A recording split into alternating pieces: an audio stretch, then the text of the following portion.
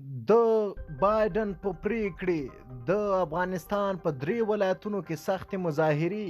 د افغانستان په اړه د بایدن پریکړه کونړ، ارزګان او خوست کې د مظاهرو لامل شو.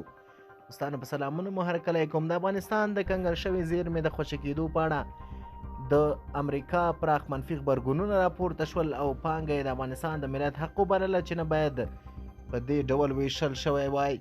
د دې ډلې په کونړ، خوست، ارزګان کې لاریونونه وشول. د جو بایدن وروستۍ پریکړې ظلم او نړیوالو اصولو خلاف عمل وباله. د کونړ په مرکز سعدآباد کې چې لسګونه صرافان او نورو کسانو د افغانستان د کنګل شوې نږدې 10 میلیارده پانګې د خوشي کولو په ملاتړ د امریکا د جمهور رئیس جو بایدن د پریکړې پر خلاف لاریون کوونکو وویل چې د ولسمشر بایدن وروستۍ پریکړه ظلم او له نړیوالو اصولو خلاف عمل دی.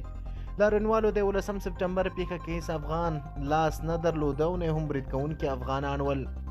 د لاریون یو بل ګډونوال مولوي ضیاء الحق ازادي راډیو ته وویل چې د بایدن پریکړه د امریکا له قانون مخالفت دی او په نړیواله کچه باید وغندل شي.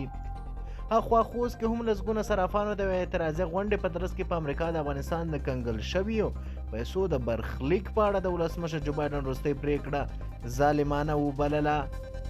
په ورته وخت کې په ارزګان کې هم لسګونه کسانو د امریکا د ولسمشر جو بایدن دغې پریکړې پر ضد لاریون کړی دی چې د افغانستان د کنګل شوې بودیجې په اړه یې پریکړه کړې.